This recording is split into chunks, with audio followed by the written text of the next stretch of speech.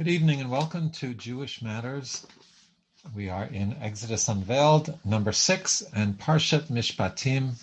How do you build a society based upon Jewish values? And this week's parsha comes immediately after the giving of the Torah at Mt Sinai. And what it's going to present to us is how to build a society. The Jewish people just became a nation, and now they're going to have to function together, and not just together, but as a covenantal people, as that we talked about last week. And this week's parsha gives us a wide range of sampling of the laws of the Torah, mostly societal laws. And it says these are the laws that Moshe placed before the Jewish people. And they're going to learn the parameters of civil law, not stealing, respecting property, how to function as a society. Now, it's called Mishpatim, which is one of the words for laws, but another term also used is Chukim, and there will be a Parshat Chukat later in the book of Numbers. Well, how did Mishpatim differentiate themselves? So Mishpatim are, according to most of the medieval scholars, what we would call the rational laws, the laws that a society might come to on their own, the laws that have a strong rational basis for understanding their meaning and having a practical purpose. That's opposed to the chukim, which are more of the decrees, one might translate them, although we will have one, then separating milk and meat in this week's parsha, and which is more of a chok, more of a decree that we don't necessarily understand the reason for, although even those we explore the reasons, but it's not what a society would come and just do on their own. That's one of the ways to differentiate between the two. The parsha starts off very surprisingly with the laws of slavery of all things. And it's not a simple question to parse out how the Torah can have an institution of slavery.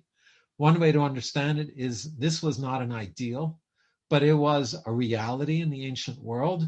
And so the Torah gives it protections, gives the slave protections and parameters. And in fact, Rabbi Shimshon Raphael Hirsch, the great 19th century German commentator, says that the Torah starts the civil laws with slavery because they are the member of society that are the most vulnerable, the most dispossessed, and have the least rights. So it's showing us and setting the parameters that even that person is protected by the law, does have a framework in which they have to function, in which the master would have to function with the slave. Now, this week's parsha talks about Hebrew slaves. And just one more point is that, once again, slavery is not an ideal. It's a reality that Torah tries to put direction towards. So this week's parsha is the Israelite slave, and really it's not even a total slavery. It's more what we would view an indentured servant. When would someone be in this position? If they stole and could not repay the money, they would be, instead of being put in prison, like is done in our society, they are put in a home and are living with people who hopefully are role models. They're renormalized into society instead of being put with all the other people who have deviated from the norms of society, and often where they just reinforce each other and sometimes might meet more criminal elements and peers in prison. So the Torah places them in a home. Another instance might be if a person owes money and cannot repay it. This is an opportunity to work, have room and board, and to be able to repay it. And we're told that the slave had to live at the standard of living of the entire home. If you had a down blanket, the slave has to have a down blanket and pillow. So they are put into the home, they have to work, but after 6 years, they go free. In addition, it's with a time limit. And if after 6 years they want to stay longer, they can, although the Torah frowns upon it. It said they have to declare their desire to stay. They have their ear pierced and have an earring placed in.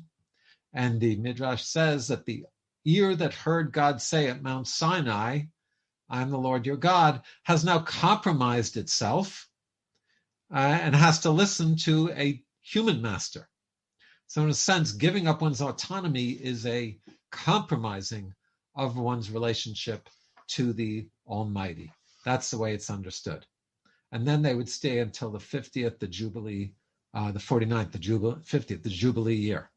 So the one area in which it is more like slavery is that the master can decree that they have to marry a Canaanite slave woman, and the children stay in the home. The children, in a sense, are the master's property. And the Torah says if this slave would want to stay with his family longer, he can. So from there, we move on to the laws of capital punishment. And there are many laws in the Torah that have a decree of capital punishment. The Torah starts off with a person kills another person, they're liable for capital punishment, which is pretty understandable. Then it says if someone curses their parents, they're liable for capital punishment. And 2 verses later, if they strike their parents, less understandable, seems to be much more severe, and maybe too severe. Now, the criterion to convict someone of capital punishment is that there have to be 2 witnesses who view it, who see each other. The person has to be warned. You realize by doing this, you are violating a capital crime. And if those criterion are not all met, then they cannot be convicted. Rabbi Elazar says in the Talmud that if the court carried out 1 capital punishment in every 70 years, they're considered to be a bloody court. Rabbi Akiva and Rabbi Tarfon said, if we had been in the Sanhedrin, there would have never been an execution. So why does the Torah present these laws? It presents it, the commentaries say, to show us the severity, the seriousness of these transgressions, and so that it really sinks in. And based upon that, there are 3 types of punishments, if you will, 3 types of justice that are carried out. There's retributive punishment, which is justice on a level of meting out the punishment based upon the severity of the crime. And in a sense, sometimes, especially if someone wrongs us very badly, we feel like they should be punished in the way to the severity of what they did to us. Of course, we're not allowed to do it personally. That would be called revenge. But carrying out the Torah's laws is considered to be divine justice. And very interestingly, under the Reagan administration, when they were reinstituting capital punishment, a letter was sent to Rabbi Moshe Feinstein, who was the Torah sage of the time, world leader, a renowned rabbi, and who gave legal decisions to people throughout the world. And they asked him about reinstating capital punishment.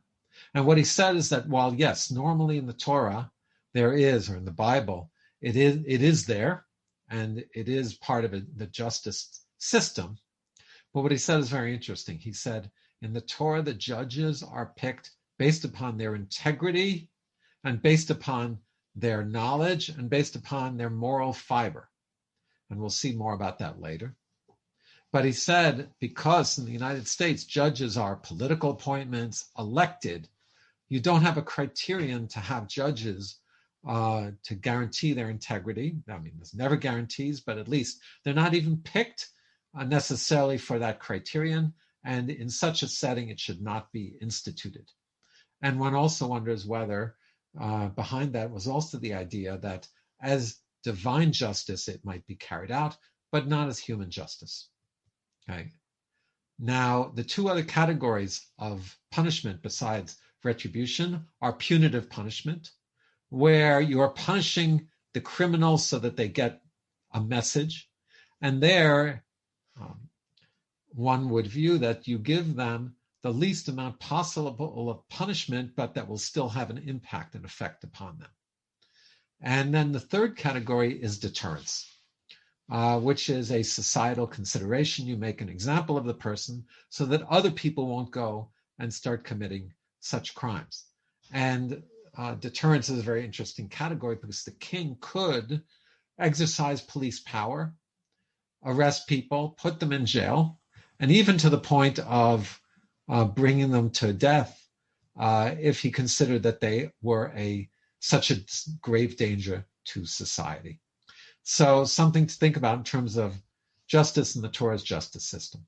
The next statement is a very famous one where it says that a person hurts someone, an eye for an eye, a tooth for a tooth, a limb for a limb.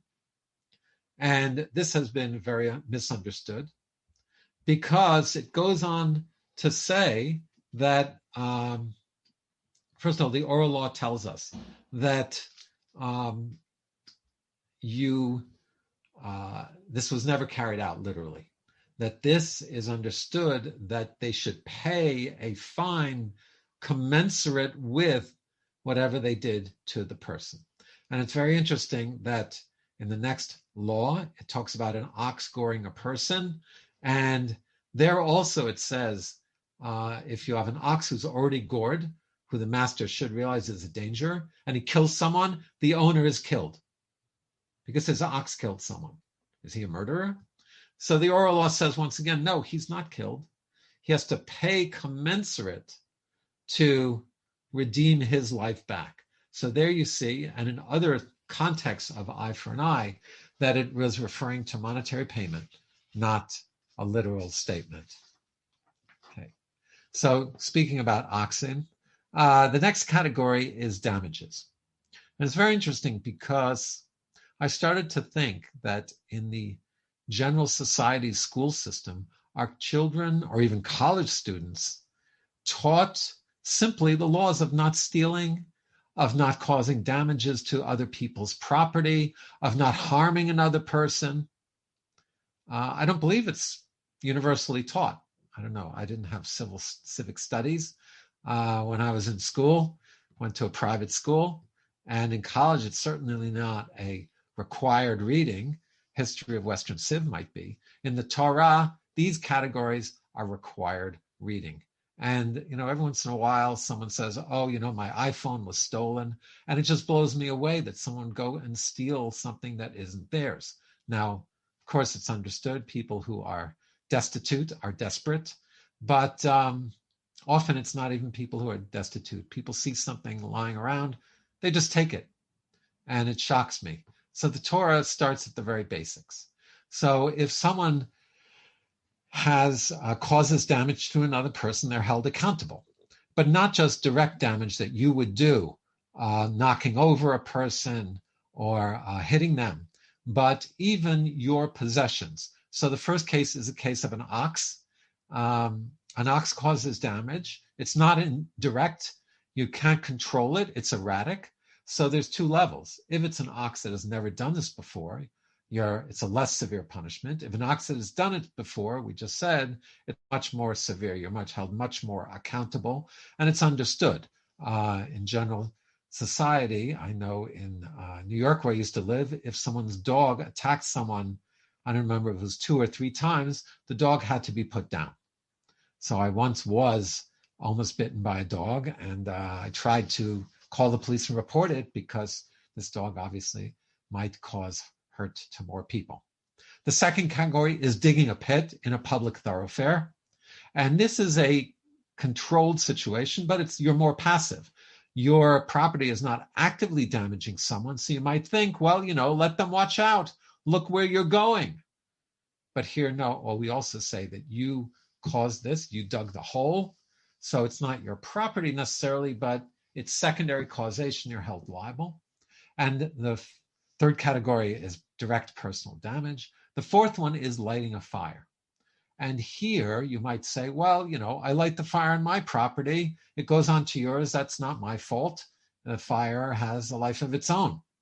The Torah says, no, you were the causation of it. You are the original source. You're held accountable. So a wider consciousness of not hurting other people and not damaging their property. The next category the Torah moves on to is theft, is stealing. And common thievery, a thief has to pay double. He pays a fine, obviously, to deter people from doing it again. If they steal an ox or a sheep, an ox you have to pay 5 times, a sheep 4 times. If you slaughter it or you sell it. If you took it and the person can get it back, then you have to simply return it. And then it would only be a double fine. But Rabbi Yochanan Zakkai said, so what is the reason for the 5 and 4 times? Why different for an ox than a sheep? Every law in the Torah, we believe, is there for a purpose and is orchestrated for a reason.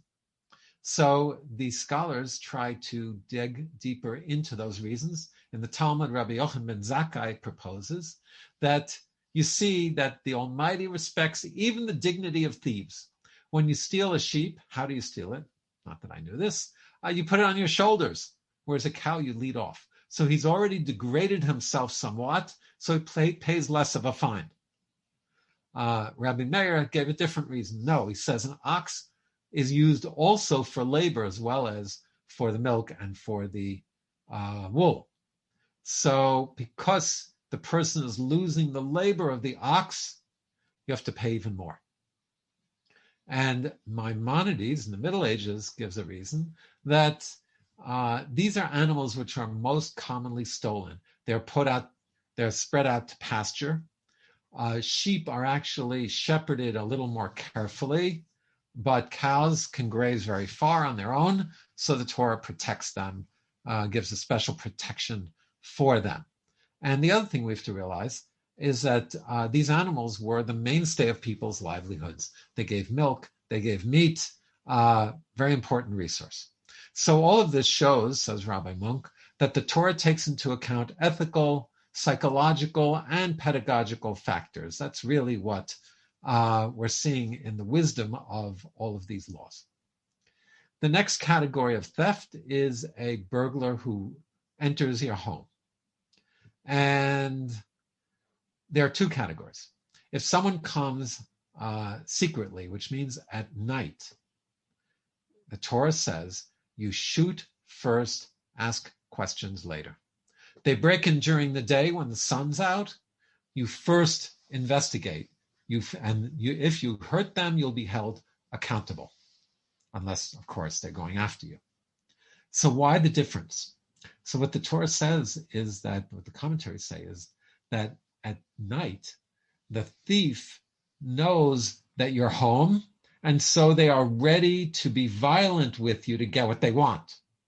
Whereas during the day, they're coming, particularly when they think you won't be home, so they're not looking for a conflict. And from here, we derive the larger concept in Judaism, which is if someone is coming to hurt you, you can strike them first. This is a very basic principle, which sometimes the world forgets, especially in relationship to Israel. But the Torah, to the state of Israel.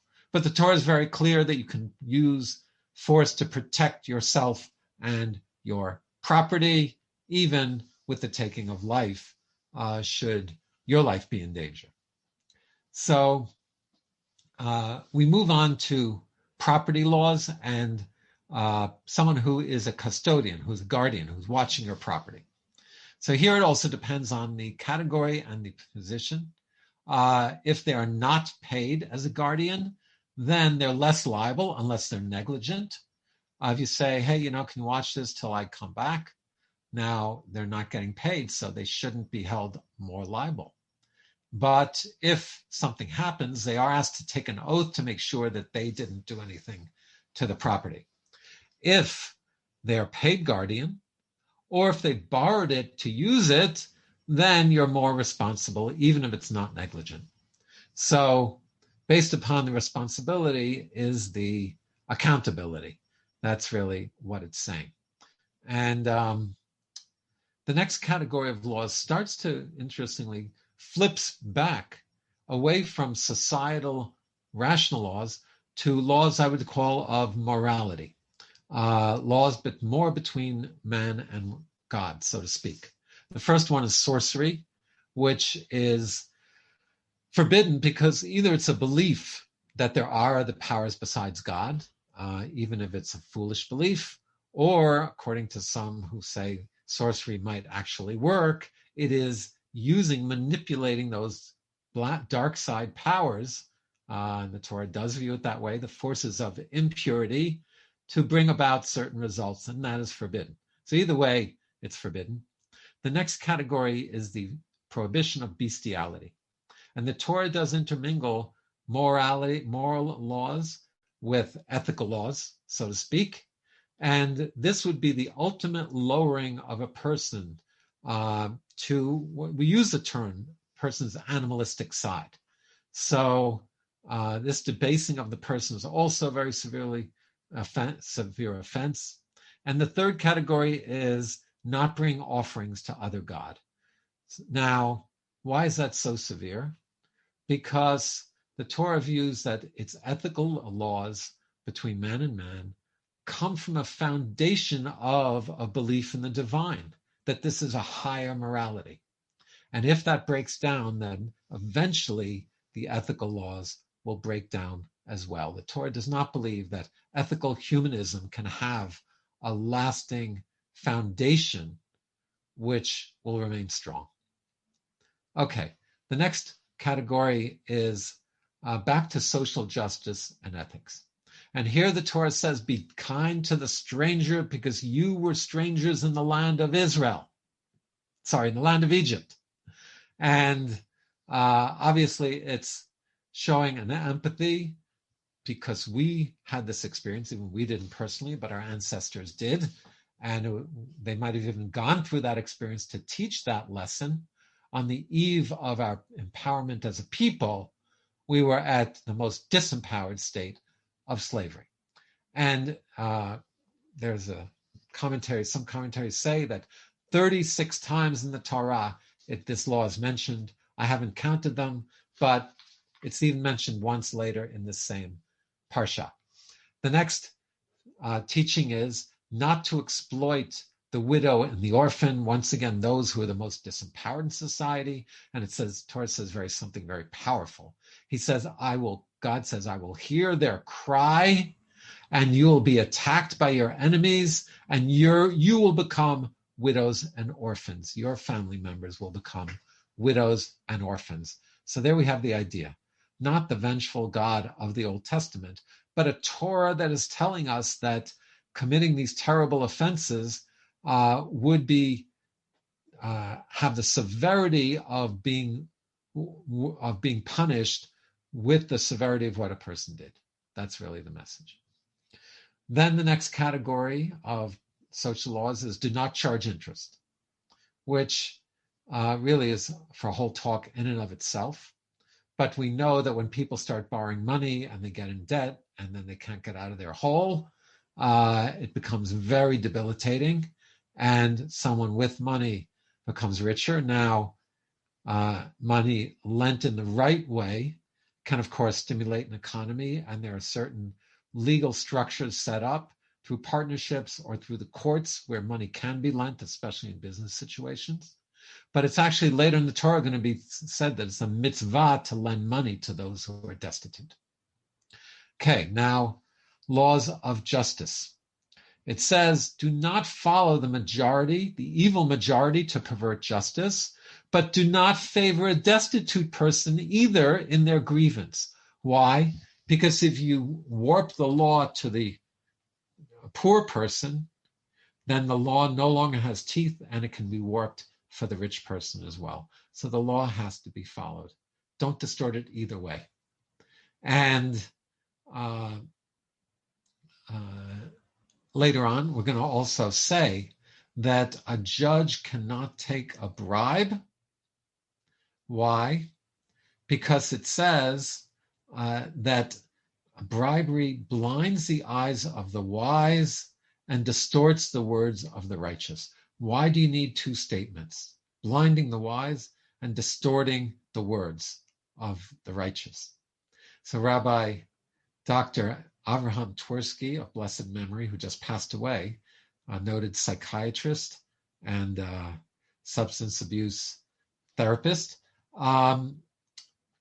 explained it this way. He said, when someone is biased, okay, and the bribery could be money, it could even be just holding the door for a judge. If one of the plaintiffs holds the door, the judge has to recuse himself, because he might start liking that person and not judge them objectively.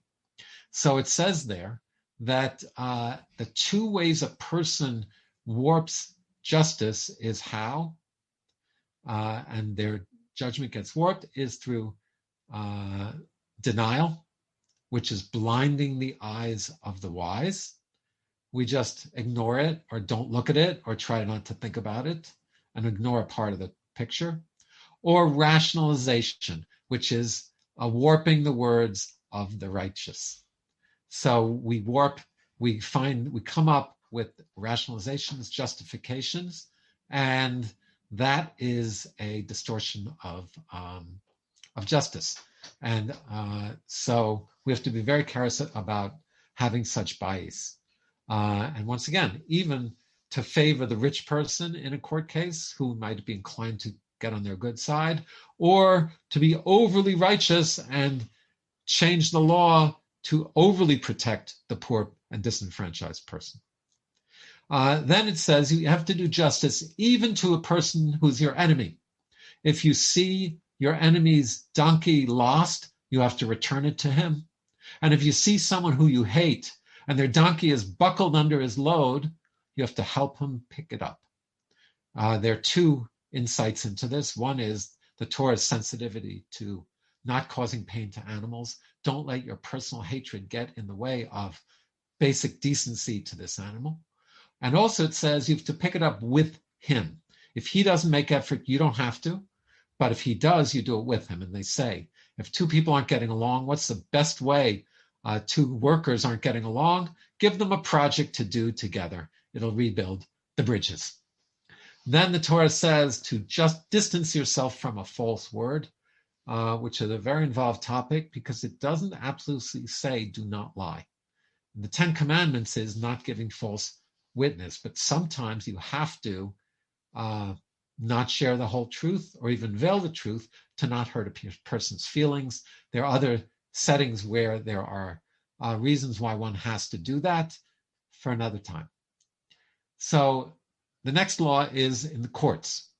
If a person is found guilty, you can readmit new evidence to exonerate them. But if a person is found innocent, you cannot bring new evidence to change the ruling and make them guilty. And this law, biblical law, has carried over to Western society. It's called double jeopardy.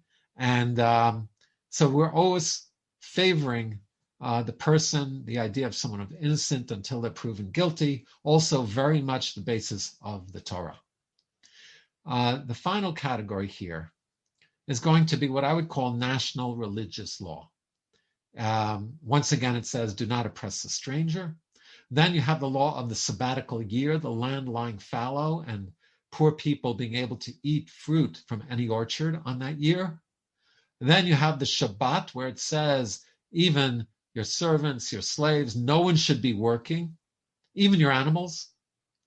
And then is the law of the holidays and coming to Jerusalem to celebrate, where the entire nation would come together. And it's a mitzvah to come to Jerusalem on the holidays when the temple was standing. And that's also to build national cohesion and to bring the first fruits. And then the Torah, the last law is, do not cook a kid in its mother's milk. The prohibition of milk and meat. The most simplest understanding is that milk is the source of life. We're allowed to take animal life to eat it, but don't mix the two. You still have to have a sensitivity that life has been taken. So these end the laws. The end of the parsha has a few other thematic teachings which relate to the Mt Sinai theme and this point in the book of Exodus. And the first one is that God says, an angel will lead you into the land of Israel and will help you drive out those people who are there, the idolaters who are there. and do not make a covenant with them or follow their gods. Now, according to many commentators, this teaching comes after the golden calf. So, to understand the structure, there are 3 parshiot, 3 sections that discuss Mount Sinai, the events there. Last week's Yitro, this week Mishpatim, and next week Tisa, which is the sin of the golden calf. And really, to understand the whole story, each of these 3 narratives form the whole picture. But the order of them, there's a principle. The Torah is not necessarily in chronological order. So it then goes on to describe Moshe going up with Aaron's sons and the 70 elders. They don't go all the way up the mountain. Moshe goes up. God speaks to him. He writes down these words, and it's not clear, is this the 10 Commandments? And then it says they bring offerings, and they take the blood and they sprinkle it on the people. And this is really what the Talmud says is a mass conversion of the entire people. Now, when did this happen? The most likely chronology is Moshe goes up with all of them, receives the 10 Commandments, hears it orally, maybe writes it down, but not in the tablets yet, comes back down, does these sacrifices, converts the people, and then it says and that was the 6-day period where it says Moshe was on the mountain with fire and clouds, and then on the 7th day God speaks to him. That would have been the giving of the tablets of the 10 Commandments. And then it says Moshe goes back up for 40 days and 40 nights. And then he comes down with the actual stone tablets. So, but in the middle, it says that they were on the mountain and they saw a sapphire, the ground translucent like sapphire, having some mystical experience. God did not put his hand upon them, even though they gazed at him and they ate and drank. Very cryptical teaching. Was an offense that they ate and drank when they're having this mystical experience, or maybe it was the gazing at God, wanting to come too close that was the affront. It's not clear. But what we do see is that after a teaching of many, many laws and mitzvot, the parsha ends with reasserting the experience at Mount Sinai and the idea that the Torah was given from God. And what we'll also have to explore is the idea of the oral law, that not only the written teachings were given, but there was another corpus of material. And that's really what it's showing. You have the written law, but then it comes back to Mount Sinai to tell us Moshe went back up to learn more and more of the explanations, the applications of all of these laws. But the main message is that even the civil law comes from a higher divine source, and the Torah gives us the wisdom of how to order society. Shabbat Shalom, and have a good evening.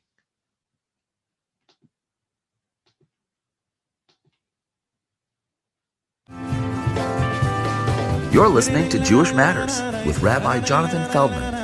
Good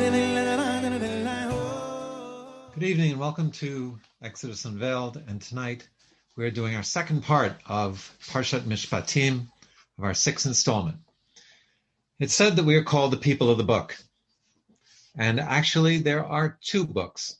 The last 2 weeks, we've been looking at the story of the giving of the Torah at Mount Sinai. This week, with all the Mishpatim, the many laws that were given through Moshe to be taught to the Jewish people. But tonight, we're going to look at the second dimension of it. The second book is the written law. Moshe transmitted the written law to the Jewish people. But with it, there was an oral law, the oral Torah, which eventually came to be written down and is known as the Talmud. And we need to look at what is the origin of the oral law? How does it work with the written law? What is the Talmud? And how does Jewish law work today? So let's go back a few steps. And that is to say that when Moshe went back up to Mount Sinai for 40 days and 40 nights, which is at the end of this week's Parsha, what was he doing for all that time? After all, after that time, he wrote down God gave him the 10 Commandments. So first of all, according to many commentaries, the written Torah, which is the 5 books of Moses, Moshe started to write. So he wrote from the beginning of Genesis until this point in Exodus. But that doesn't take 40 days necessarily. So during that time, Moshe was being taught the oral law. Now, many of the laws would come to be written, but if we look at the written Torah, the book does not stand on its own. What do we mean? There are larger themes written and transmitted, like do not work on the Shabbat, keep the Shabbat, but it doesn't tell us how. It only specifically talks about not kindling a fire, but all the other categories of creative activity were transmitted through oral teachings to Moshe, and from him to Aaron, and then to Aaron and Aaron's sons, and then to the elders, and then to the rest of the Jewish people. The Torah also talks about getting married, but it doesn't say how to do it.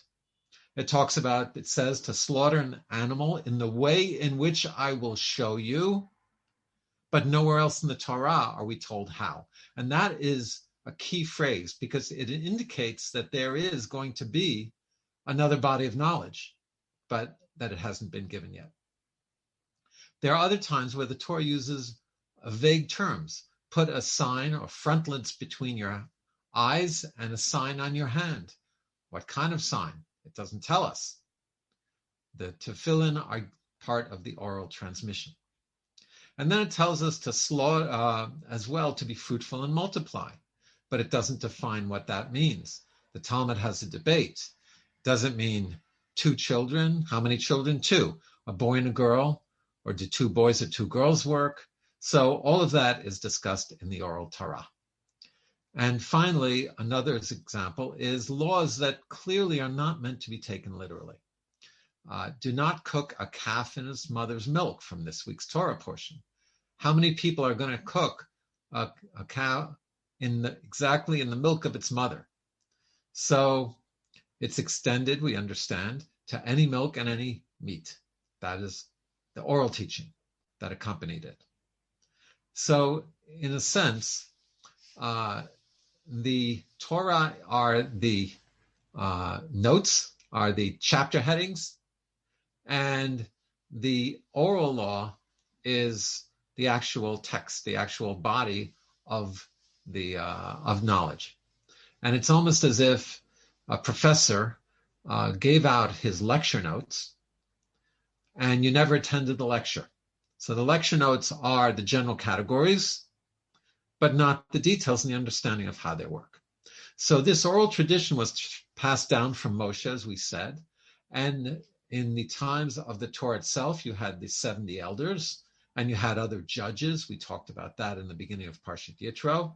And then eventually, there was a body called the Men of the Great Assembly around the Second Temple period. And in the end of the Second Temple period, it came to be known as the Sanhedrin.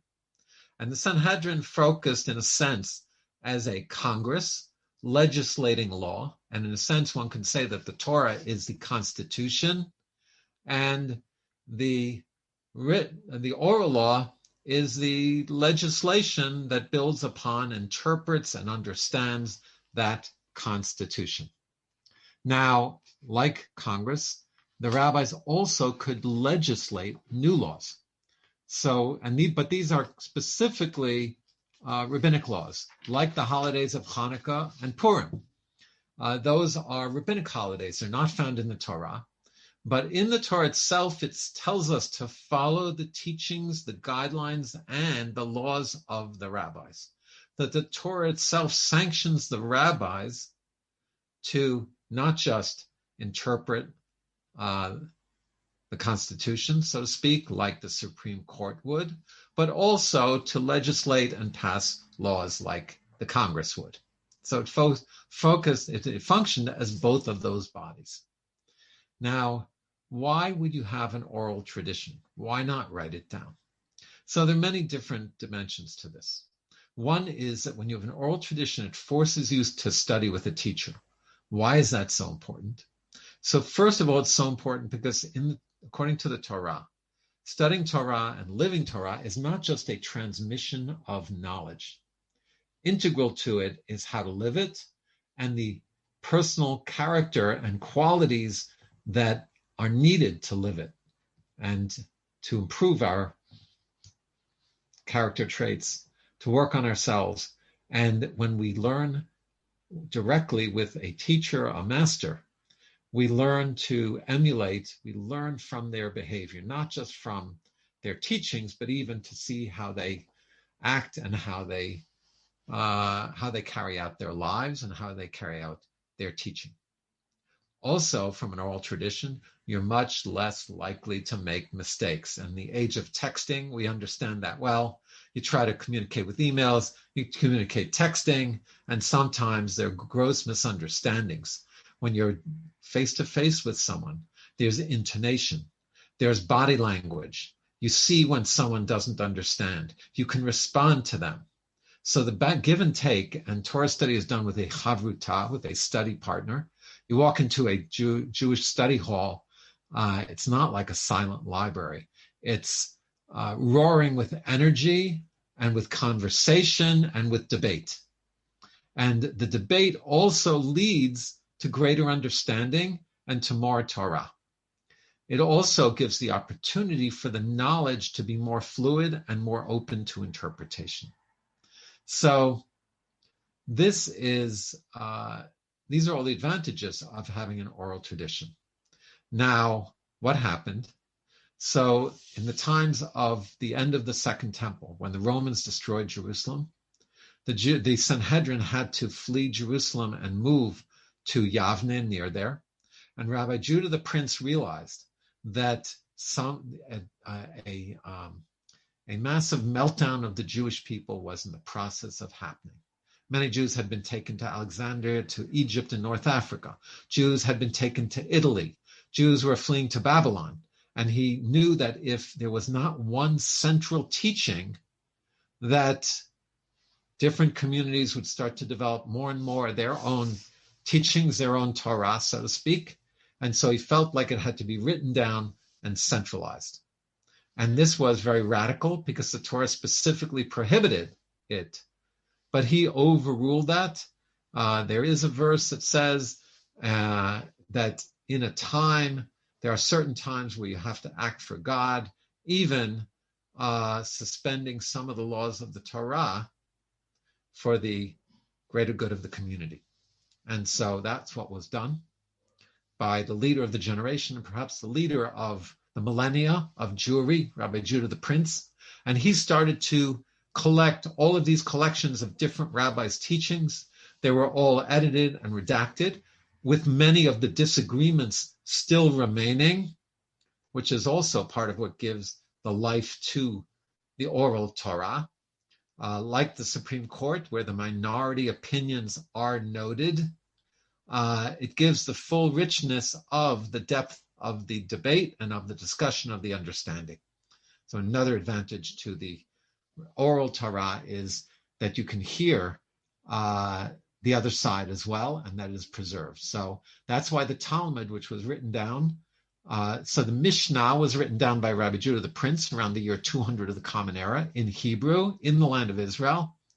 And then 200 years later, all of the studies of the Mishnah, which was written in shorthand, were written down in Babylonian, and that is known as the Babylonian Talmud or the Gemara.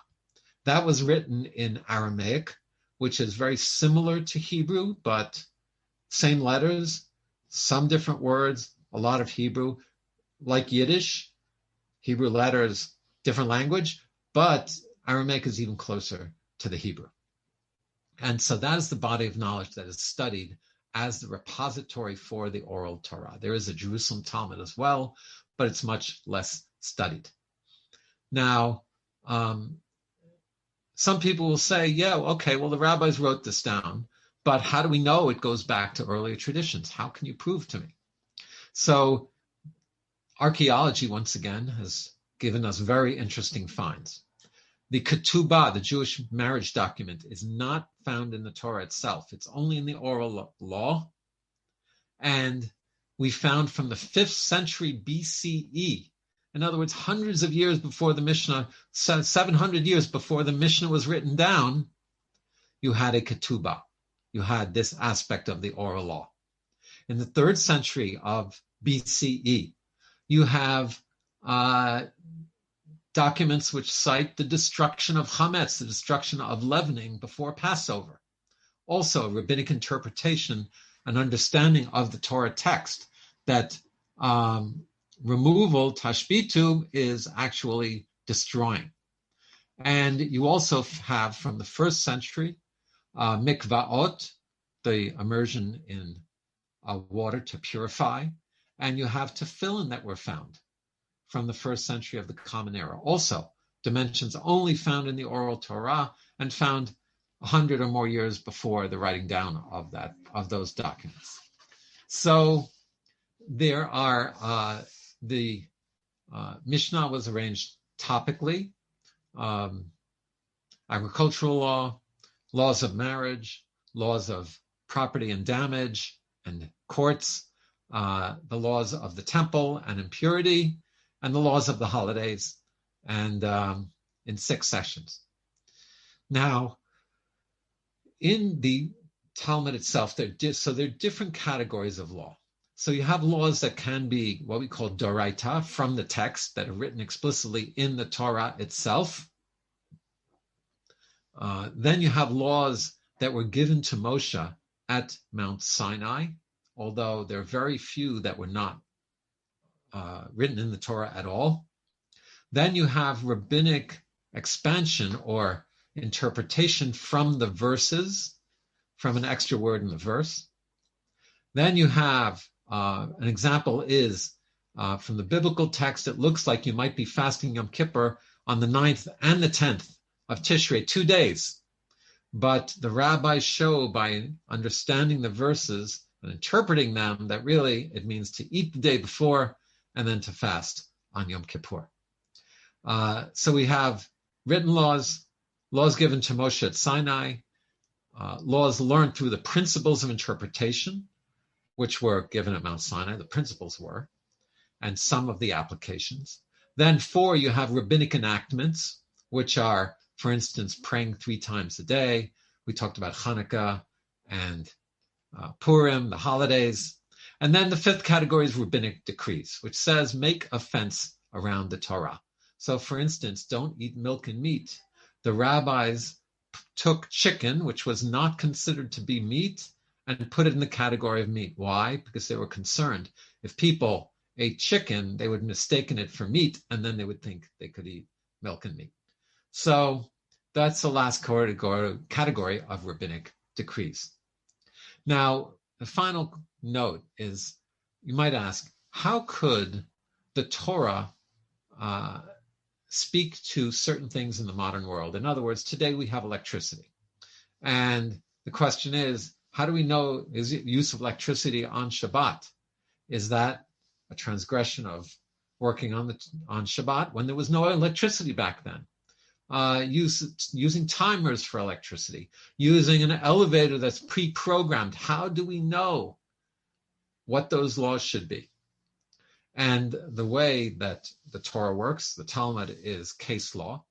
The principles are derived and then reapplied in modern times. And that, once again, is part of the whole dynamic of the oral Torah, that it keeps it a fluid, dynamic, flexible system that can address new situations as they come up.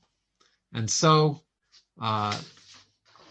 it's considered that the oral Torah is really, when we study Torah in a yeshiva, the Talmud is really the meat and potatoes of Torah study, for its rigorous analysis, for its global spanning of all aspects. And you might have heard of Daf Yomi. If you study a page of the Talmud a day, which takes about an hour at least, it'll take you 7.5 years to finish the entire Talmud. And yet this is an ongoing adult education program. There are thousands of people, perhaps tens, maybe hundreds of thousands, who study the Talmud every day and who are engaged in the study of the Torah as a living document, as a relevant set of teachings for all aspects of our lives, from our business ethics to our interpersonal relationships, to our spiritual lives, and to the how we function as a Jewish people. So how does one know which rulings in the Talmud to follow if you're not a seasoned Talmudic scholar? So first, one should be informed enough to know what you know and what you don't know. And then it's crucial that everyone have a rabbi, because different rabbis will give different interpretations. But for another session, we'll talk about how the Talmud says these and these are the words of the living God. In other words, different approaches and even different understandings can both be right in their own context. Have a Shabbat Shalom and part 2 of Parshat Mishpatim.